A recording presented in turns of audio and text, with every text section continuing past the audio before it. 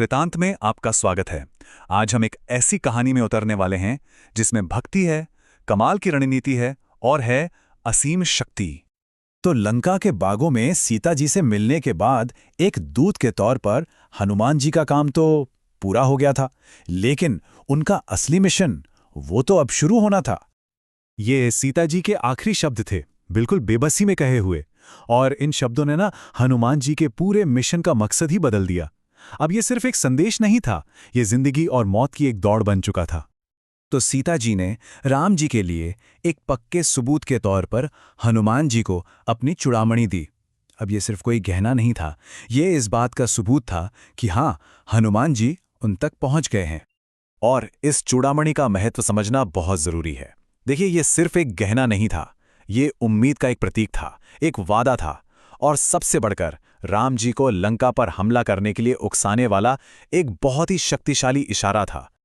अब सीता जी का संदेश और चूड़ामणि लेकर हनुमान जी को ये बात साफ हो गई थी कि सिर्फ लौट जाना काफी नहीं है।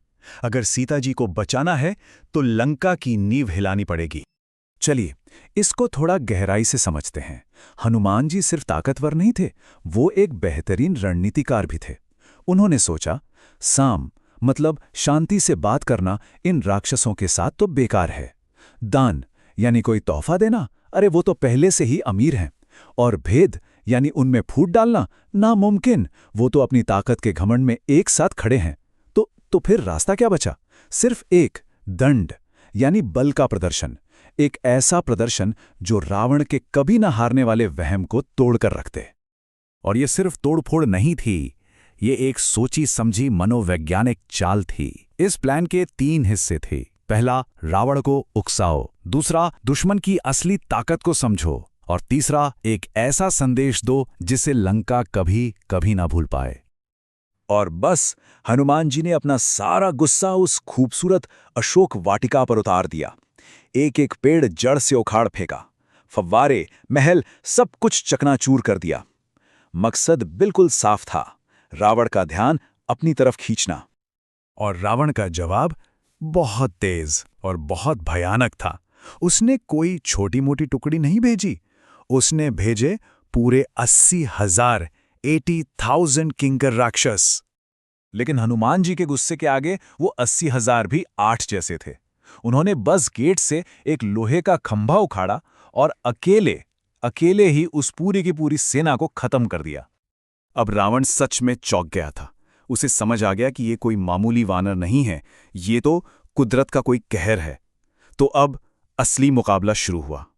उसने अपने सबसे बेहतरीन योद्धाओं को भेजना शुरू कर दिया। सबसे पहले आया प्रहस्त का ताकतवर बेटा जम्बूमाली। बहुत मशहूर योद्धा था, लेकिन उसे एक कीड़े की तरह मसल दिया गया। और इसी के साथ लंका के घमंड में पहली दरार पड़ चुकी थी। रावण ने दांव और बढ़ा दिया। अब उसने 1 या 2 नहीं, बल्कि अपने मुख्यमंत्री के सातों ताकतवर बेटों को एक साथ भेजा। उसे पूरा यकीन था कि ये 7 मिलकर तो इस अकेले वानर को रोक ही लेंगे। लेकिन ये कोशिश भी बेकार गई। हनुमान जी ने उन्हें बहुत आसानी से कुचल दिया। और पता है, सबसे हैरान करने वाली बात क्या थी? ऐसा लग रहा था कि हर नए दुश्मन के साथ उनकी ताकत कम नहीं हो रही थी, बल्कि और बढ़ती जा रही थी। अब तो रावण पूरी तरह से घबरा गया था। ये उसकी हताशा थी। उसने अपनी 5 सबसे महान सेनापतियों को, जो उसकी सेना की रीढ़ थे, एक साथ भेजा ताकि ये बुरा सपना खत्म हो सके। उनके मिले-जुले हमलों का जवाब हनुमान जी ने जमीन की असली ताकत से दिया। एक हाथ में पहाड़ की चोटी और दूसरे में एक विशाल साल का पेड़। और जब धूल छटी तो वहां कोई भी जिंदा नहीं बचा था। तो अब राजकुमार का अंतिम सामना। रावण ने अपने बेटे अक्षकुमार को भेजा। उसके सारे महारथी, सारे सेनापति, पूरी की पूरी सेना सब खत्म हो चुके थे। अब रावण ने अपना आखिरी और सबसे कीमती पत्ता खेला।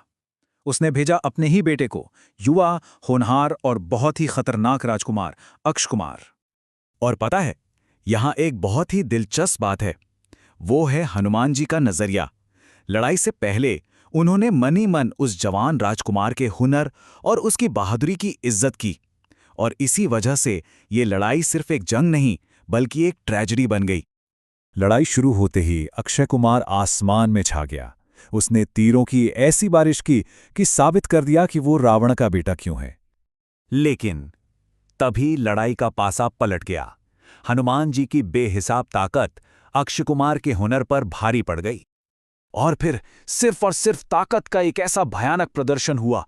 हनुमान जी ने उसे पैरों से पकड़ा और घुमाना शुरू कर दिया। 1 बार, 2 बार, 100 बार, पूरे 1000 चक्कर, इतनी तेजी से कि आसमान तक धुंधला गया। और इसी के साथ लड़ाई खत्म हो गई। लंका का युवा राजकुमार मारा जा चुका था। जरा एक पल के लिए सोचिए, क्या हुआ है? हनुमान जी ने सिर्फ लंका के सबसे बड़े योद्धाओं को नहीं हराया, उन्होंने लंका के राजा का दिल तोड़ दिया है।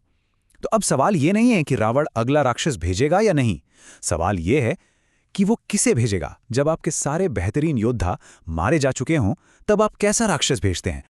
तो इसे लाइक करें, शेयर करें और हमें कमेंट्स में बताएं कि आप अगली कहानी किस पर चाहते हैं। और हाँ, हमारी कहानी के अगले अध्याय के लिए सब्सक्राइब करना मत भूलिएगा।